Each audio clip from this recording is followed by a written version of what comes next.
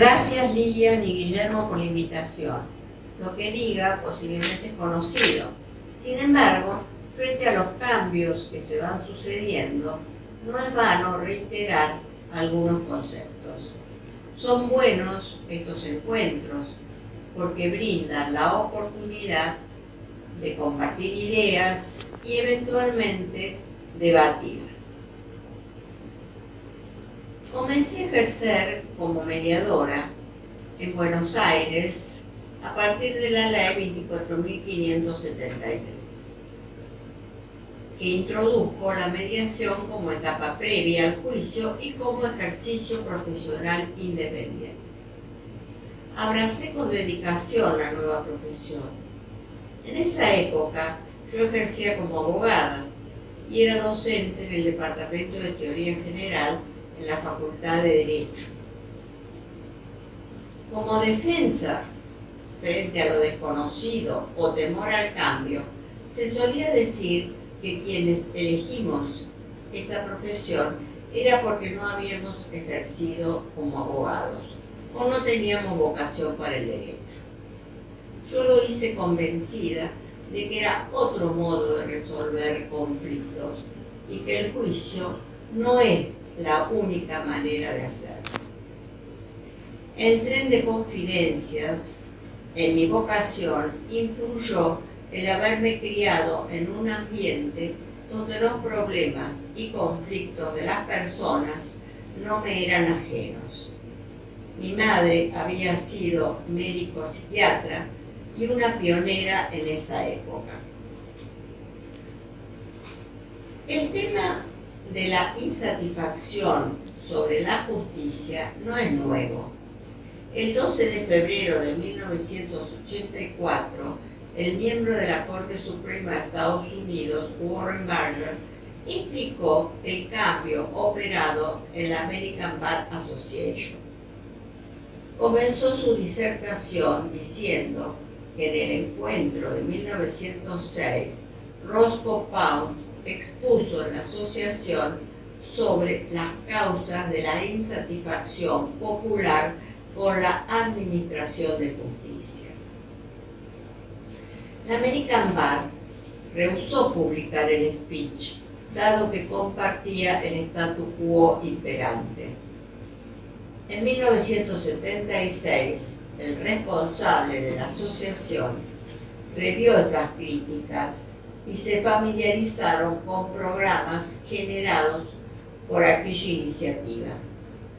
Uno de los más importantes es el desarrollo de los métodos alternativos de resolución de conflictos vigentes en las cortes del país. La mediación, así como fue legislada en nuestro ámbito, constituyó una descentralización del servicio de justicia y no como en algún momento se sostuvo una privatización, con la característica que lo que se somete a mediación no es la litis en sentido estricto, sino un conflicto cuyo encuadre jurídico no ha sido establecido y por ende es pasible de múltiples soluciones libradas a la voluntad de los participantes y a la pericia del mediador. La Ley 24.573 tuvo ejemplaridad en el ámbito internacional y fue el puntapié inicial para que las provincias legislaran el instituto de diversa manera. Muchas de ellas lo hicieron vinculándola con el Poder Judicial. En algunos casos hubo resistencia al ejercicio como profesión independiente. Se había alterado el statu quo y todo cambio implica una modificación del sistema de pensamiento y de conocimientos. La ley actual, 26.589, incorporó de manera definitiva el proceso de mediación al derecho procesal, lo cual no es poca cosa.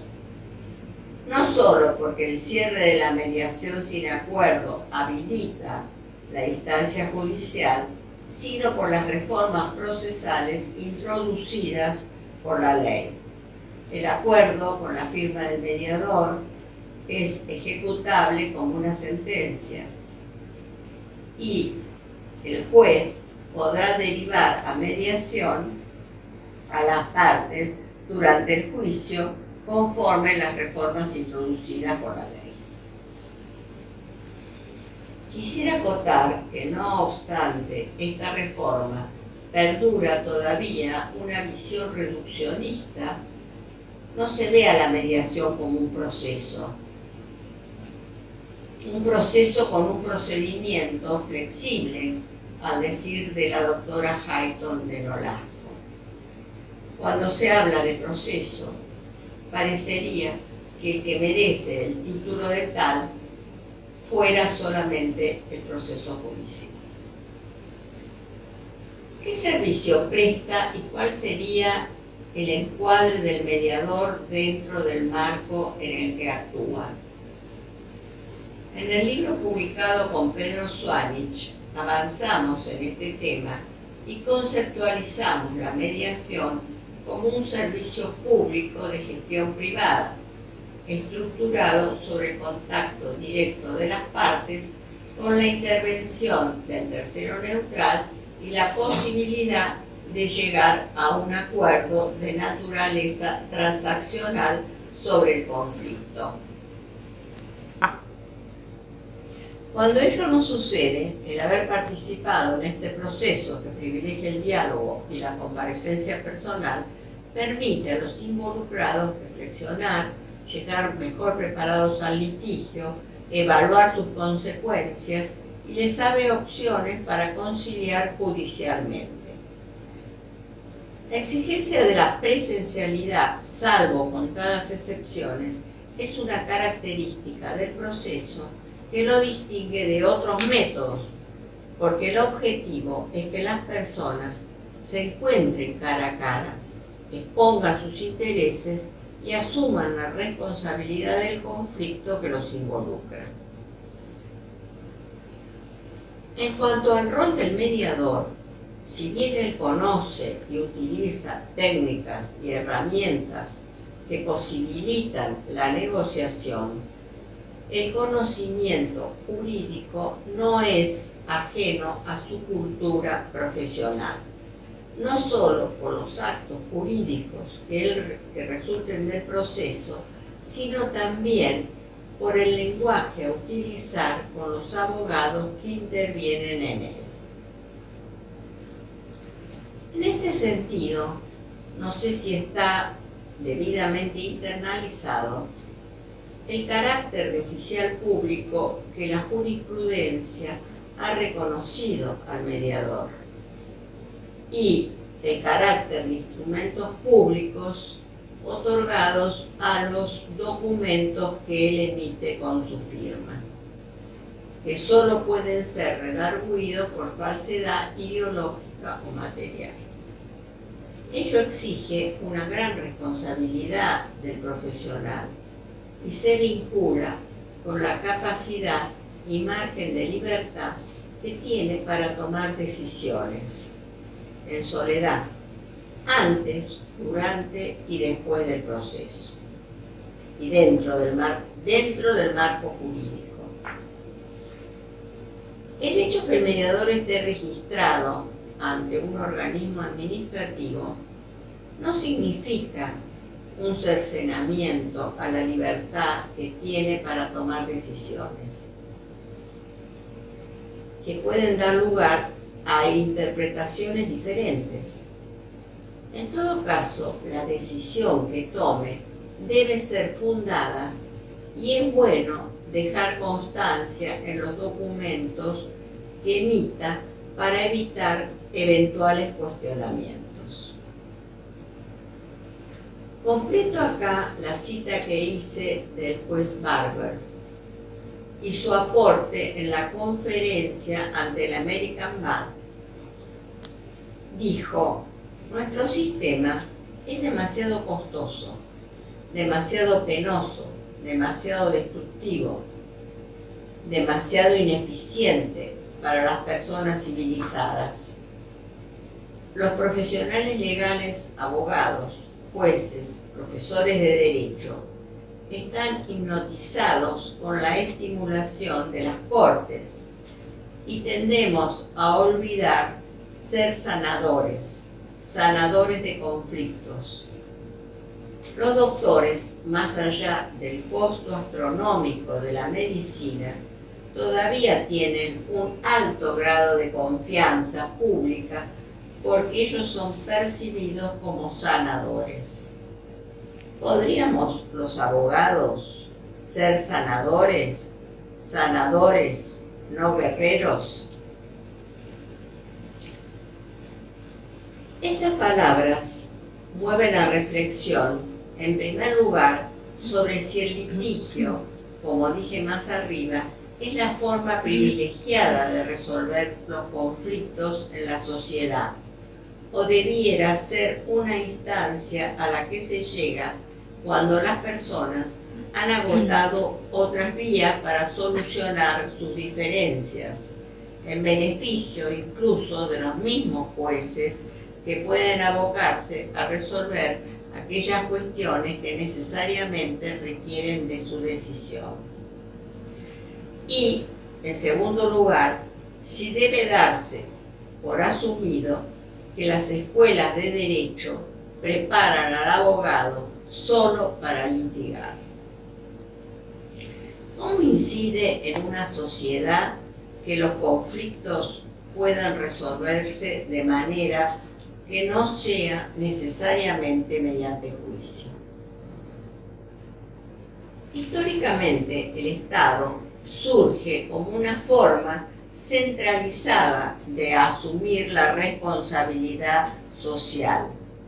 Cuando esa responsabilidad está suficientemente repartida en la población, la iniciativa para resolver problemas se genera con mayor facilidad y aumenta el espíritu de pertenencia.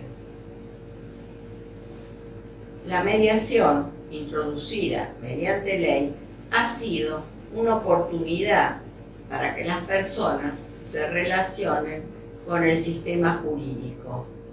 El primer acceso a la justicia o acceso a justicia, y permitió que aquellas decidan qué es lo justo para ellas, ejerciendo así su responsabilidad y creatividad.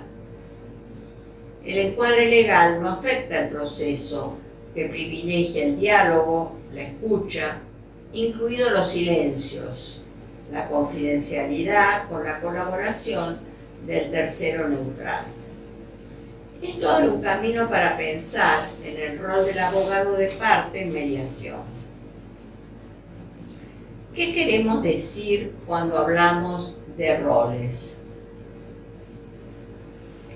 Los roles en la sociedad están estrechamente vinculados con las conductas que se asignan a quienes los desempeñan.